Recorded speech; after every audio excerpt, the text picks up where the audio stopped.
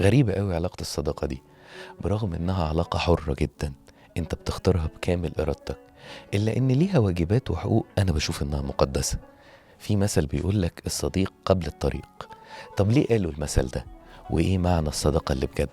وهل في طريقة أعرف أختار بيها صديقي؟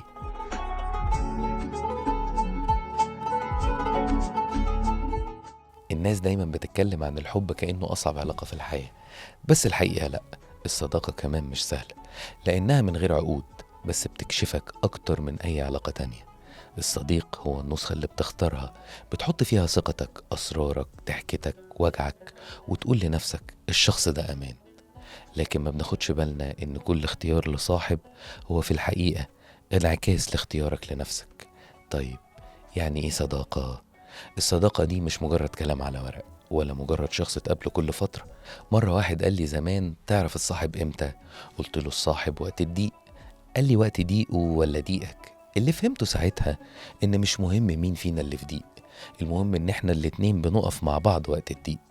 صاحبك اللي بجد هو اللي يفرح لك قبل ما تفرح لنفسك، اللي يسمعك من غير ما يحكم عليك. جميلة قوي الصداقة دي، بتدي لحياتك طعم، بتخلي لحظات الفرح أحلى ولحظات الوجع أهون. الصديق الصح بيكمل يومك مش لأنه ملزم بده، لأنه اختارك وانت كمان اخترته. بكده تعرف ان علاقة الصداقة مش مجرد صحبة، دي استثمار في نفسك، في قلبك، وفي حياتك كلها. وعندي ليك نصيحة صغيرة: اختيار الصديق مش لعبة حظ، ولا مجرد شخص كويس قابلته بالصدفة. الصاحب الصح هو اللي يضيف لحياتك قيمة، مش اللي ياخد من طاقتك أو يخليك تشك في نفسك. بس في شوية عناصر صغيرة كده هتساعدك تعرف بيهم مين اللي يستاهل يكون صديق العمر ومين لأ. وخليك فاكر الصداقة مش عدد، دي جودة.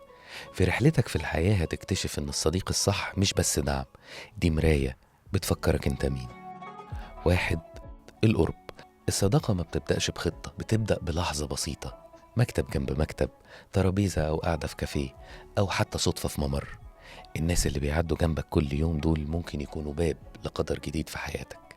بس القرب لوحده مش كفاية، في ناس قريبة قوي منك بس وجودهم تقيل، وفي ناس بعيدة عنك في المسافة، بس كل مرة تتكلم معاهم تحس ان المسافة بينكم بتقل لحد ما تختفي. القرب الحقيقي بجد مش بالخطوات، القرب بالراحة اللي بتحسها وانت جنب الشخص ده، بتنسى تعب اليوم، ودي أول علامة تقولك إن الشخص ده ممكن يكون صاحب بجد. اتنين، التشابه. مش لازم الصديق يكون نسخة منك، بس لازم يكون في نقطة التقاء بينكم. معنى ايه الكلام ده؟ القيمة اللي بتجمعكم بتحمي الصداقة دي وقت الخلاف. ممكن تختلفوا في الذوق، في طريقة التفكير، بس لو بتجمعكم نفس النية، نية الخير، الاحترام، الصدق، هتفضلوا دايما على نفس الموجة. في ناس ممكن تكون شبهك في الاهتمامات، بتحب نفس الأفلام، بتحب نفس الموسيقى أو التفاصيل الصغيرة، بس مع أول خلاف كل ده بيطير. وفي ناس يمكن تكون عكسك تماما، بس عندهم نفس القلب النظيف، ودي كفاية تخلي العلاقة تعيش. تلاتة، الدعم.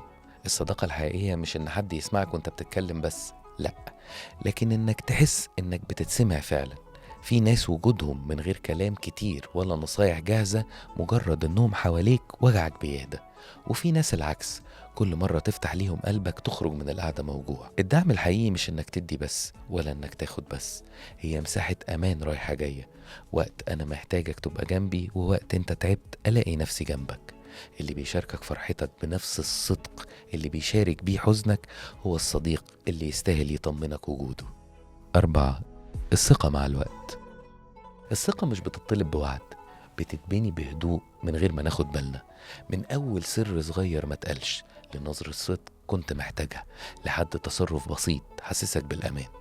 الثقة مش لحظة، هي تراكم مواقف صغيرة بتخلي جواك صوت بيقولك الشخص ده أقدر أسيب نفسي جنبه. لكن زي ما بتتبني على الهادي ممكن تتكسر في ثانية لو حصل خذلان. علشان كده الصديق اللي يحافظ على ثقتك كأنه بيحافظ على قلبك، ومهما حصل بينكم، لما تحس انك قادر تحكي له من غير خوف، اعرف ان الصداقة دي مازالت بخير. خمسة، الإحساس بالراحة.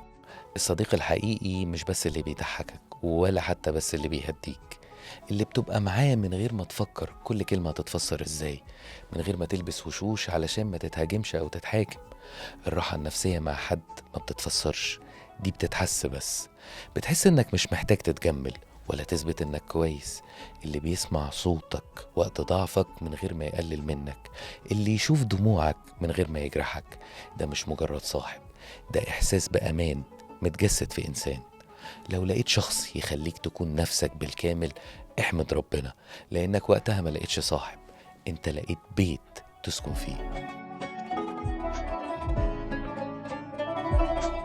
الخلاصة يا صديقي، الصديق مش مجرد حد بيقعد جنبك، ولا اللي يضحك معاك ساعة الفرح، ولا هي امتحان لازم تنجح فيه من أول مرة.